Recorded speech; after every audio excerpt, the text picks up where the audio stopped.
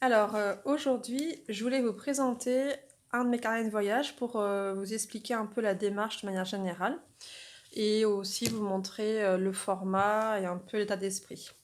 Donc ça, par exemple, c'est donc un carnet avec une couverture en cuir que j'ai utilisé pour aller au Sri Lanka. En fait, ce que je trouvais intéressant, qui m'a beaucoup servi, c'est que c'était un pays assez humide et en fait, la couverture en cuir a bien protégé. Donc, il y a aussi un peu un côté précieux que moi j'aime bien. Donc, je vous conseille, même si vous prenez un carnet comme ça ou quoi, le fait d'avoir une belle housse, ça peut tout de suite donner envie de, voilà, de bien en prendre soin. Donc, du coup, je vais vous expliquer un peu, voilà, vous montrer mes dessins, quelles techniques j'ai utilisées et puis pourquoi j'ai dessiné telle ou telle chose. Alors, là, cette première page, je la trouve très moche, mais elle était quand même indispensable pour expliquer voilà, le pays. Après, c'était un voyage organisé, j'avais pas pris beaucoup de temps pour trouver des informations. Donc voilà, j'ai juste essayé comme ça. Et puis surtout, au début, les premières pages, c'est là où on découvre un peu la texture du carnet, parce que dans ces carnets comme ça, artisanaux, on n'a pas forcément tout le temps pile poil la bonne épaisseur, le bon grammage, ou voilà. Donc faut faire avec. Toujours commencer par une petite carte ou au moins introduire le sujet. Donc là, j'ai entouré moi les villes où j'allais. Encore une fois, c'est vraiment par manque de temps que sur le coup, j'ai pas dessiné la carte. Mais si j'avais eu plus de temps avant de partir, j'aurais dessiné la carte à la main, comme je l'ai fait dans d'autres pays. Je vous montrerai le résultat. Ensuite, moi, j'aime bien commencer un carnet avant de partir pour raconter mon état d'esprit dans lequel je suis avant de partir. Et puis, du coup, ça me donne aussi envie de continuer durant le voyage parce que j'ai déjà commencé quelques pages, donc ça me fait un peu quelques bribes. Du coup, j'ai commencé par dessiner ce que mon attirail, voilà ce que j'ai écrit là. Vraiment tout mon matériel. Donc, on retrouve ma trousse avec tous mes crayons, avec mon aquarelle, avec les encres, les tampons. C'était un peu voilà, un moyen de commencer à dessiner, à me mettre à l'aise avec mon carnet. Et puis ça, c'était assez rigolo parce que souvent on vous donne des conseils en disant voilà, il faut pas oublier dans tel pays, je sais pas, soit des bouteilles d'eau, soit des médicaments, etc. Donc là, c'était anti-moustique, écran total et la cape pour la pluie. Donc je trouvais ça intéressant. Voilà, c'était vraiment les trois éléments importants et donc vous allez voir au fur et à mesure est-ce que ça m'a servi ou pas. En outils, là, je suis que au stylo et à l'aquarelle. Et pour l'instant, le but, c'était pas de faire voilà, des beaux dessins ou quoi, c'était vraiment de raconter un peu le ressenti et avec quoi je suis partie.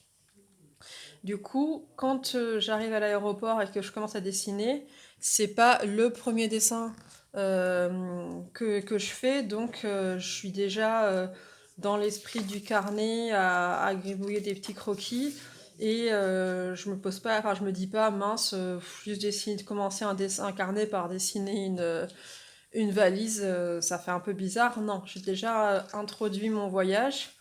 Et du coup, c'est la suite logique de dessiner quand j'arrive à l'aéroport, quand je fais la queue pour enregistrer, voilà la valise des camarades, et ensuite l'arrivée à Colombo avec la température. Là, j'ai pas mis la couleur tout de suite. D'abord, j'ai dessiné les valises, enfin, les petits arbres que j'ai vus à l'entrée de l'aéroport. Et ensuite seulement, j'ai mis ce petit picto parce que voilà, il y avait un blanc, je me posais la question. Je voulais qu'il y ait un lien avec l'aéroport, donc j'ai mis le petit pictogramme d'Emirates. Et du coup, ensuite, pour faire un rappel sur l'autre page, j'ai mis cette bande rouge qui, du coup, relie les deux éléments entre eux sur le thème du voyage. Et pareil, avec juste le petit nez de gros minet en rouge, et puis le C. Et là, les branches. Du coup, j'ai mis les troncs principaux en rouge. Et du coup, tout de suite, on a une composition qui est assez cohérente. On n'a pas de gros blancs.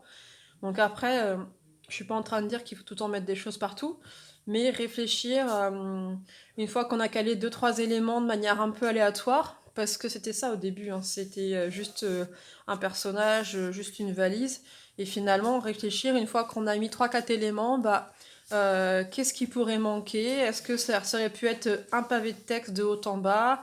Euh, voilà, c'est réfléchir à qu'est-ce qui peut accompagner pour avoir quelque chose d'assez cohérent et agréable. Et ensuite, j'ai commencé directement dans le bus en dessinant ce que j'ai croisé dans le bus. Donc, le collier de fleurs qu'on a reçu à l'arrivée, un palmier qui avait juste une tige, pauvre palmier, des petits panneaux dans le bord de la route, les lignes jaunes sur la route, les petits tuk-tuk. C'est pas très structuré, mais encore une fois, j'étais sur la route, j'étais pas posée devant un paysage avec 10 minutes, enfin même une demi-heure devant moi. Donc la question, elle se posait pas trop, qu'est-ce que je vais mettre à tel endroit, parce que je savais pas qu'est-ce qu'elle arrivait par la suite. Donc j'aurais très bien pu continuer avec un autre dessin ici ou quoi. Et le texte, en fait, il est mis un peu de manière aléatoire, mais c'est parce que, encore une fois, le, le guide, Tara, il nous a expliqué un peu au fur et à mesure, voilà, par exemple, les langues, les plantes, etc. Il nous a un peu introduit le voyage, et du coup, bah, moi, j'ai juste balancé les bribes. Et c'est pas pour autant que je la trouve pas pertinente, voilà, cette double page. J'ai fait un petit rappel du jaune dans les fleurs de frangipanier avec les panneaux ou quoi. Et je pourrais très bien mettre un fond coloré ici, si je voulais, pour faire ressortir les fleurs. Après, moi, j'essaye de finir mes pages à chaque fois le soir, voilà, pour que chaque journée, j'ai fini les pages en cours. Comme ça, quand je recommence une nouvelle journée, je ne suis pas en stress de me dire qu'il me manque tel ou tel dessin pour la suite. Et ensuite, là par contre, j'ai eu plus de temps, donc j'ai pu réfléchir à la mise en page. J'allais avoir un dessin sur une page, choisir le point de vue. Ce que je vous conseille, c'est de varier les points de vue. Des vues d'ensemble comme vous avez là en bas, des zooms, pas mal de hors-champ. Ça crée aussi du dynamisme d'avoir du hors-champ et bah, d'alterner entre justement du hors-champ, des petits éléments, une vue plan centrale et avec un seul dessin par page, et ensuite des pages avec au contraire plein de petits croquis. Et là pour le coup j'ai dessiné à chaque fois directement au stylo, et c'est pas grave si le trait n'est pas exact. Ce qui compte, c'était l'ambiance générale. Il faisait très chaud, donc voilà, comme j'ai écrit là, vu l'odeur et la chaleur, on ne reste pas longtemps sur cette plage transformée en séchoir à poissons. Ça résume un peu tout. Je pourrais mettre un titre. Et voilà, après coup, on peut toujours en fait faire mieux. On peut toujours se dire après coup, tiens, je pourrais mettre ça, ça, ça ou ça. Donc, je pense qu'à un moment donné, il faut arrêter de réfléchir et vivre le moment présent et se dire, bon bah voilà, durant cet instant-là, j'ai eu le temps de faire ça. Est-ce qu'on comprend ce que c'est? Est-ce qu'il y a bien les ombres, les volumes ou quoi, pour arriver à comprendre ce que je dessine?